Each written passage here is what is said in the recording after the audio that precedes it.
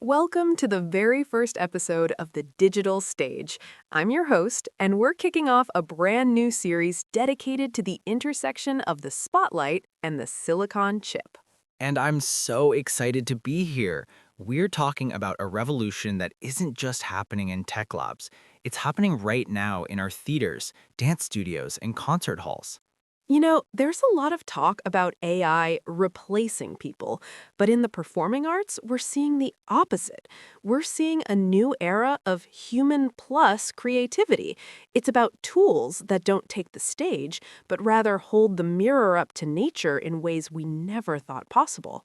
I love that. And honestly, it's not all just giant robots and holograms. Some of the most inspiring changes are happening behind the scenes.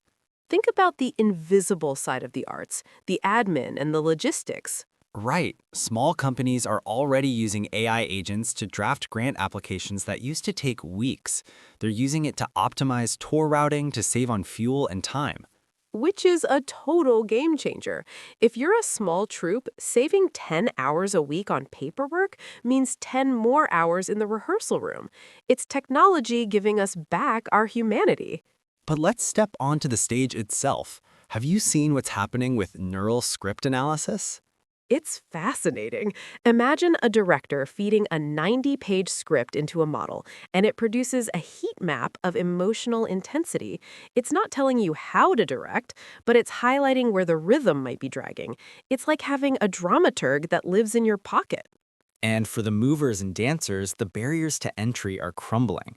We used to need $200,000 motion capture suits and a studio full of cameras to do digital effects. Not anymore.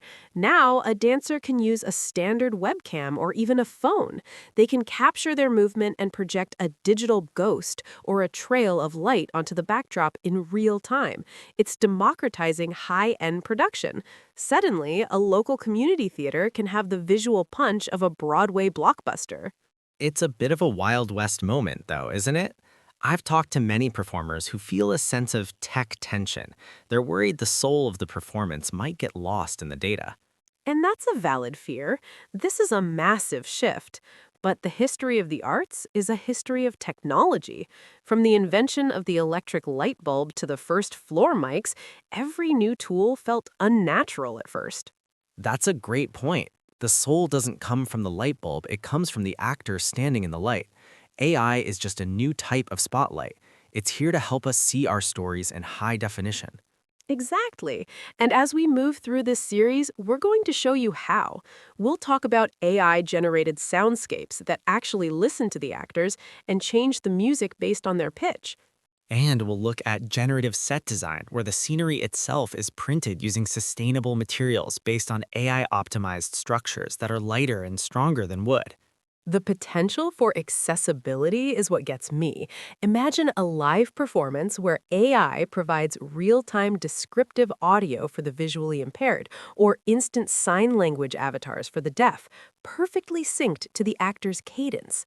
That is where the real magic happens, making art more inclusive through intelligence. It's going to be a wild, inspiring ride. Are you ready to step into the future? The curtain is rising, the servers are humming, and the stage is set. Let's do this. Join us in the next episode as we dive into the responsive soundscape. Until then, keep creating.